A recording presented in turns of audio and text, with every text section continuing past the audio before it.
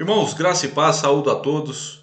Depois de um período aí de férias, em julho, estamos de volta com a graça de Deus, para dar sequência ao estudo indutivo no Evangelho de Mateus. Hoje o texto é Mateus capítulo 9, do verso 1 ao verso 8. Um texto muito conhecido que é a cura de um paralítico na cidade de Cafarnaum. O que esse texto nos ensina, Vamos ler a palavra de Deus? Te convido à leitura então. Mateus capítulo 9, do verso 1 ao verso 8, a cura de um paralítico em Cafarnaum. Diz assim a palavra de Deus: Entrando Jesus num barco, passou para o outro lado e foi para a sua própria cidade. E eis que lhe trouxeram um paralítico deitado num leito. Vendo-lhes a fé, Jesus disse ao paralítico: Tem bom ânimo, filho, estão perdoados os teus pecados. Mas alguns escribas diziam consigo: Este blasfema. Jesus, porém, conhecendo-lhes os pensamentos, disse: Por que cogitais o mal no vosso coração? Pois qual é mais fácil? Dizer: Estão perdoados os teus pecados? Ou dizer: Levanta-te e anda? Ora, para que saibais que o Filho do Homem tem sobre a terra autoridade para perdoar pecados, disse então ao paralítico: Levanta-te, toma o teu leito e vai para a tua casa. E levantando-se, partiu para a sua casa. Vendo isto, as multidões, possuídas de temor, glorificaram a Deus, que dera tal autoridade aos homens. Então, Mateus 9, do verso 1 ao verso 8. Que Deus nos conceda a sua graça, Que o Espírito Santo nos auxilie, nos ajude a interpretar e aplicar essa mensagem com fidelidade, de forma obediente. A primeira parte do estudo indutivo são as perguntas de observação. Então, a primeira pergunta é a seguinte: é possível fazer uma comparação entre o comportamento dos gadarenos, de um lado do Mar da Galileia, com o comportamento das pessoas na cidade onde Jesus morava, que nessa época aqui era Cafarnaum, que ficava do outro lado do Mar da Galileia? Então essa é a pergunta. Esse texto é uma comparação com o comportamento dos gadarenos na região de Gadara, que ficava do outro lado do Mar da Galileia, que está aqui no contexto anterior, no capítulo 8. Os irmãos conseguem perceber uma comparação entre as duas histórias? A resposta é sim.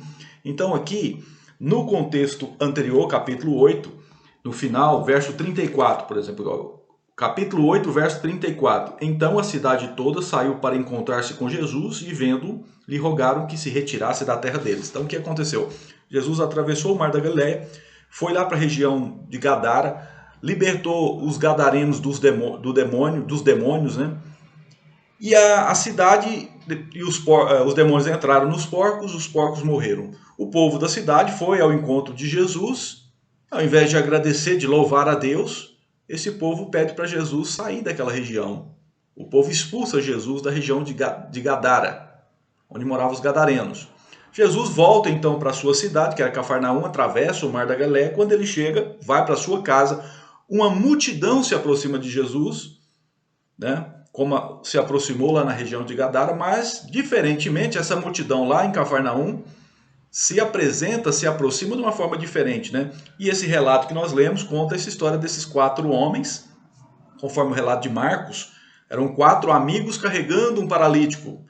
E a casa de Jesus estava muito cheia, não tinha como chegar à presença de Jesus, eles passam o homem pelo telhado, pelo eirado. Eles abrem um buraco e descem o paralítico onde Jesus estava.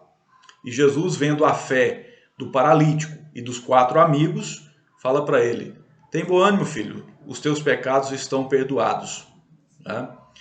Os escribas que estavam lá na casa de Jesus eram críticos, ficaram questionando se Jesus realmente tinha autoridade para perdoar pecados. E para provar para esses críticos que ele tinha autoridade para perdoar pecados, ele fala: que é mais fácil, perdoar pecados ou curar? E aí ele cura o paralítico. Levanta-te, toma o teu leito e anda, vai para a tua casa. Então esse é um resumo da história. Então a pergunta é: existe uma comparação entre a história dos gadarenos com essa história desses amigos lá em Cafarnaum? Sim, tem uma comparação sim. Nos ensina assim que nos mostra 2 formas de se aproximar de Jesus. Os gadarenos se aproximaram para mandar Jesus embora. Esses 4 com esse paralítico se aproximam de Jesus, mas para ser abençoado por ele. para ser abençoado por ele. Outra pergunta aqui, o paralítico deveria ter bom ânimo porque seria curado? Então Jesus fala, tem bom ânimo, filho. Então, o motivo para ele ter um bom ânimo era a cura física? Resposta, não. O motivo para ele ter bom ânimo, ficar alegre, feliz, é porque os pecados dele estavam perdoados. Observa que Jesus já até coloca na frase a palavra filho. Se os pecados estavam perdoados, ele já era um filho de Deus. Ele tinha sido adotado por Deus, então ele não tinha motivo para ficar triste. Por isso Jesus fala, tem bom ânimo, filho, os teus pecados estão perdoados. Então, o motivo de ter bom ânimo, perdão dos pecados, não necessariamente, ou de forma de preferência, a cura física, né? A cura física aconteceu para comprovar a autoridade de Jesus. Mas o motivo que Jesus deu para ele se alegrar, melhorar o ânimo, o perdão dos pecados.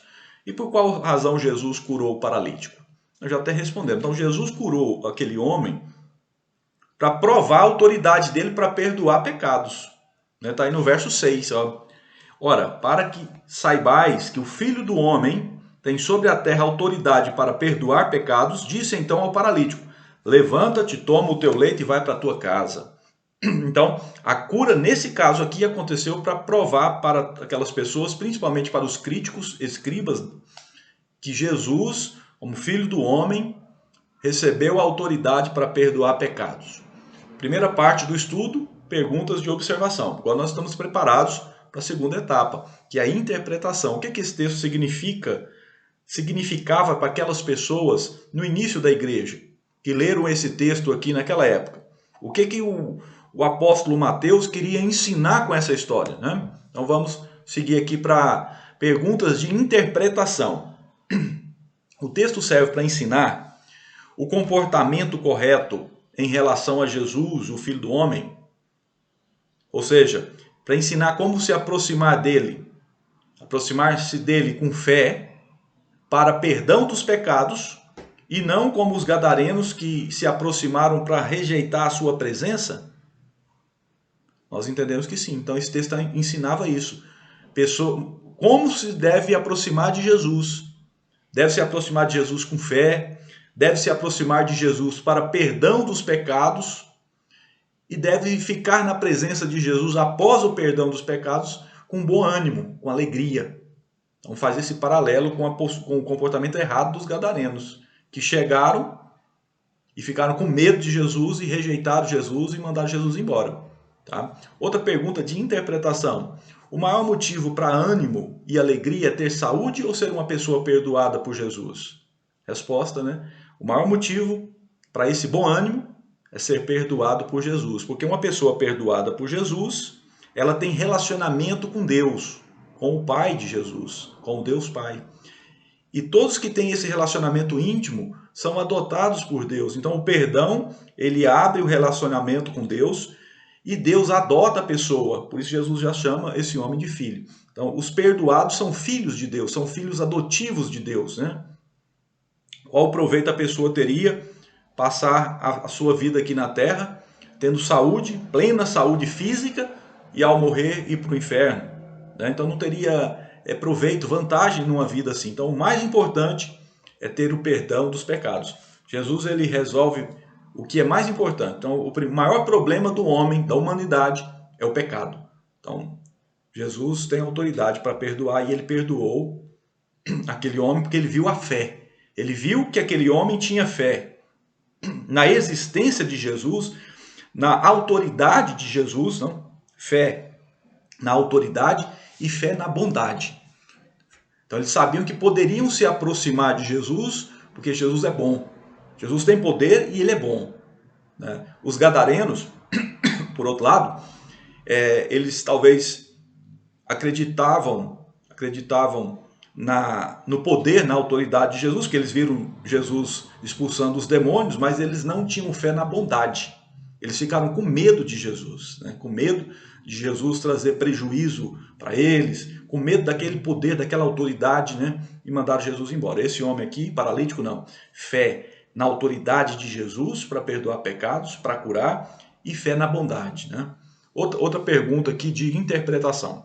O texto ensina que há limites ao poder do Filho do Homem? Tem alguma coisa que o Filho do Homem não pode fazer? Não. Esse texto ensina que não há limites ao poder de Jesus. E aqui Jesus usa esse título, né? Filho do Homem, que era um dos preferidos de Jesus. Um título divino, apesar de ter a palavra homem. Então não há limites ao poder de Jesus, não há limites ao poder do Filho do Homem. Então quando ele fala, para que saibais que o Filho do Homem tem sobre a terra autoridade para perdoar pecados, ele curou aquele paralítico. Então são 3 perguntas de interpretação. E podemos finalizar agora com a terceira etapa, que são as perguntas de aplicação. Perguntas de aplicação. O que esse texto nos ensina hoje? Primeira pergunta de aplicação. Como tem sido o seu comportamento em relação a Jesus? Você, como os gadarenos, tem expulsado Jesus da sua casa? Ou você tem expulsado Jesus da sua vida? Ou como o paralítico aqui dessa história que nós estamos estudando, o paralítico e seus 4 amigos, você tem sido corajoso, ousado, para se achegar a Cristo com fé, para se achegar a Ele com fé na ilimitada autoridade dEle, para se achegar a Ele com fé na sua bondade, no seu amor? Então você se assemelha ao paralítico e aos seus amigos, ou você se assemelha aos gadarenos que expulsaram Jesus porque ficaram com medo dele? Outra pergunta de aplicação. Ao se aproximar de Cristo, o que você busca em primeiro lugar? O perdão dos pecados ou a cura física ou a prosperidade? Sabemos que muitos têm procurado igrejas cristãs, infelizmente, não para ter o perdão dos pecados, mas para receber uma cura de uma doença, ou para ficar rico, para ter prosperidade econômica, e não prosperidade espiritual, né? Então, uma pergunta de reflexão aqui também, e o texto nos ensina que a coisa mais importante, aquilo que todos precisam ao se aproximar de Cristo, é o perdão dos pecados. Pela análise do seu empenho, então aqui é uma pergunta de reflexão pessoal, né? Analisando o seu empenho no trabalho de Cristo, no trabalho da igreja. Analise o seu empenho. Em razão dessa análise, ou por essa análise, como pode estar o seu ânimo? Analisando a sua dedicação na obra de Deus, no trabalho no reino de Cristo. Como que está o seu ânimo? Bom ânimo? Ou um ânimo fraco? Ou um ânimo mau? Né? Então, pela análise do seu empenho, talvez você consiga chegar a essa resposta, dessa qualificação do seu ânimo. Bom ânimo? Fraco ânimo? Ou um ânimo mau? Para demonstrar seu bom ânimo, o que você está disposto a fazer por Cristo? Isso aqui é uma pergunta importante. Para demonstrar que você tem bom ânimo, o que você está disposto a fazer para Jesus Cristo? Essa pergunta é importante, porque tem muitas pessoas que pensam que não precisam fazer nada para Deus. Deus faz tudo. E não é assim. Deus faz as coisas mais importantes, aquilo que só Ele pode fazer, Ele faz. Mas Ele quer também que nós façamos algo. Né? Deus nos dá a liberdade de agir, de fazer, de servir, de trabalhar. O que você está disposto a fazer para comprovar que você é uma pessoa animada, uma pessoa que é filha de Deus? Como ele fala, tem bom ânimo? Filho, os teus pecados estão perdoados. E por último, você glorifica a Deus por ser uma pessoa cujos pecados foram perdoados? O texto que nós estamos estudando, ele finaliza falando assim, vendo isto, as multidões possuídas de temor glorificaram a Deus, que dera tal autoridade aos homens. Você glorifica, você agradece, você rende louvores a Deus, porque você foi perdoado, seu pecado foi perdoado por Jesus, pela obra de Cristo na cruz, você é filho de Deus, você vai viver a eternidade com Deus, você tem hoje intimidade com Deus e essa intimidade vai ficar melhor ainda, mais profunda no paraíso. Isso é motivo para você viver de forma alegre e grata ao Senhor? Então nós finalizamos aqui, irmãos, mais um estudo indutivo e, se Deus permitir, na próxima semana nós queremos continuar aqui no Evangelho de Mateus. Lembrando que esses estudos são para pequenos grupos. Se você não tem um pequeno grupo, eu te incentivo a procurar um pequeno grupo mais próximo da sua casa. Se não tem um pequeno grupo próximo à sua casa, procure o pastor da sua igreja, Talvez vocês possam criar um pequeno grupo, né? Abra sua casa para um pequeno grupo, que Deus te abençoe. Você tem uma semana protegida, uma semana debaixo da graça e da misericórdia do nosso Senhor Jesus Cristo.